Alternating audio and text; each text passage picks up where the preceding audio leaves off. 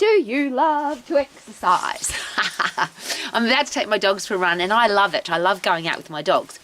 And when I do that, I often ask myself the question, why do I love this so much and why do so many people hate exercise? 9 out of 10 people, according to the statistics in most Western countries, either don't exercise at all, or even if they are exercising, they don't enjoy it. They're inconsistent with their exercise. They might not be getting the results that they want from their exercise program, and they're not likely to do it for the rest of their lives. Only 1 out of 10 people in the world will exercise for the rest of their lives and be healthy, fit and strong consistently, regularly for a lifetime. Now, why is that? Because obviously when you're fit and strong, things are different. You've got great self-esteem, you've got good posture because you've got strong bones, you've got a fast metabolism, you feel good about yourself, you're healthier, you can do more things, you can do things faster, great hair, great skin, great nails. There's a whole heap of reasons why exercise is such a good thing. So here's a thing to consider. Why do we call it exercise? And it's a really funny thing coming from me because I've been a health club manager, I've been a personal trainer / personal results coach. I've looked after the health and fitness in a gym situation, in a personal training situation, all of my life. And now, as an old lady, and this is really bizarre for me to say this, I don't care if I never go to the gym ever again. I'm not interested in something called exercise. I really want the world to be healthy, to be fit, to be strong, to be lean and energetic. But obviously the word exercise doesn't work. And the people that do exercise, the very small number that do it regularly and consistently, people look at them like they're freaks or fanatics. So what is it about that word? And it's been suggested by some of the people that study history, that study the cavemen and study prehistoric times and study hunter and gatherer days, that of course to say to a caveman or to a hunter and gatherer, you've got to go to the gym and lift some heavy things, you've got to go somewhere and get puffed, you've got to stand on a walking machine or run on a running machine, it sounds absolutely ridiculous. And now as an old lady, I really get that. Why would we do something? It's not a natural thing to do. The human body's not designed to run on something, to lift something that isn't part of normal life. So surely then the question is, how do we make being fit and being strong part of normal life rather than lift weights, run on a treadmill, go on a cross trainer, go on a rowing machine, do an exercise program? So the big one is, how do I put movement, activity into my daily lifestyle so that I'm not sitting on my backside all day long? So could it be a really good idea that even if you do have a sitting job and you drive a truck or a bus or you're in an office or you have to sit down, school's a classic example. School's a classic example because if you want to learn effectively, the brain doesn't work effectively when you're sitting down. Your body's not doing anything. So what if every 15 minutes, 10 minutes, 20 minutes, whatever it is you decide, you got up and move around? Now, ideally, you'd get puffed. Because when you get puffed, you change your brain chemistry. And when you change your brain chemistry and you think more clearly, then obviously you make better decisions about your food, about the people that you invest time with, about what you do with your money, about your career or business. You can study better, you can learn more effectively. So there's just a classic example. Rather than I've got to go to the gym for an hour, how about just get puffed for 10 seconds doing something that you either love to do or something that you hate the least. So skip rope, punch a bag, sprint on the spot, jump squats, run on some soft sand, run up and down some stairs, anything that gets you puffed for 10 seconds. Now, technically, I wouldn't call that exercise. And if you think it's exercise and you hate exercise like most people do, it's the closest to zero you can get. The people that do zero exercise, 10 seconds is pretty bloody close to nothing.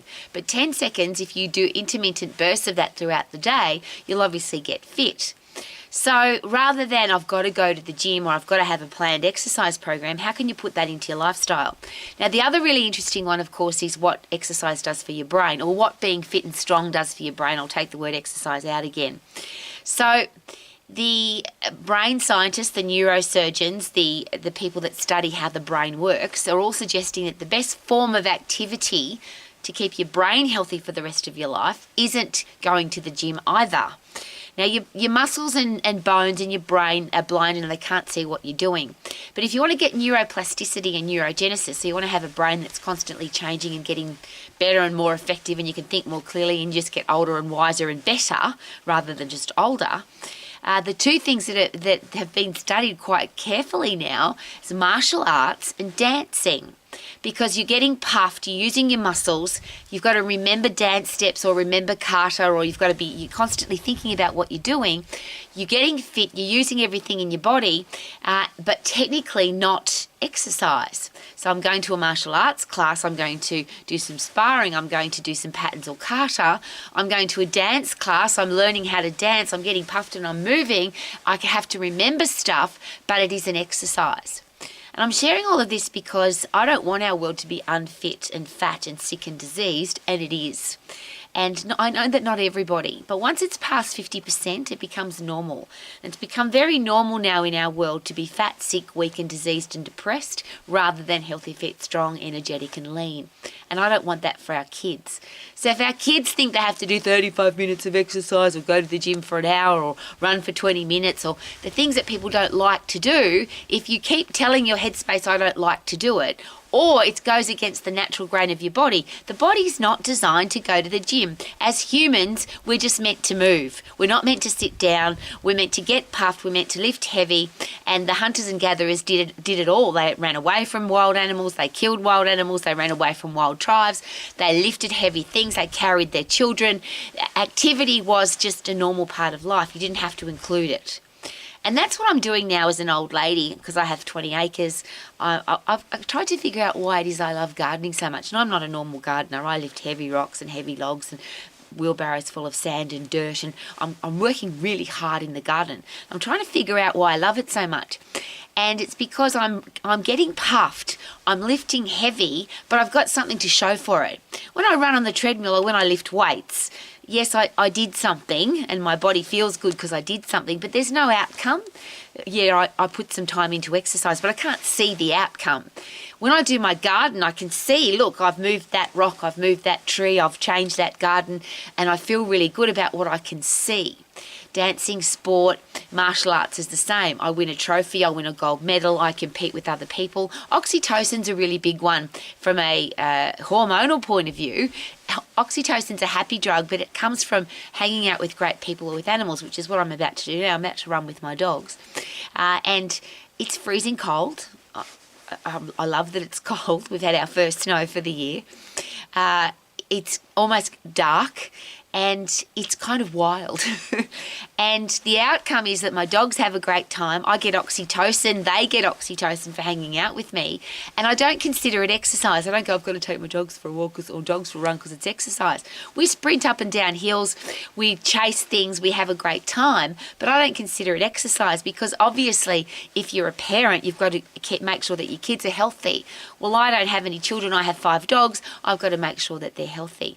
I'm sharing all of that with you because I would love the world to be healthy, fit, strong, lean and energetic for a lifetime. The world would be a better place, wouldn't it? Imagine if everybody was healthy, fit, strong, lean and had a stack of energy. How much more you could do every day, how much better you would feel about yourself. So how about, rather than I've got to go to the gym and do some exercise, how about find something to do that gets you puffed, that stresses or puts challenge on your muscles and bones without exercise so that you can see an outcome for it. So do you love a sport? Do you love a physical activity like hiking or biking or water skiing or rock climbing or snow skiing or martial arts or dancing where it isn't technically exercise, you've got a different kind of an outcome and you really enjoy it. And of course, if you want a healthy brain, if you want neurogenesis and neuroplasticity, the fact that you have to remember dance steps, remember kata, you have to remember the plays in a sport, it's much better for your brain. So I would love the world to be healthy. How about you? So that we all can live our life to the max. Super duper doo, how are you? Living my life to the max. And check out the beautiful sunset just as we're taking the doggies out. Woohoo! Look at that. Wow.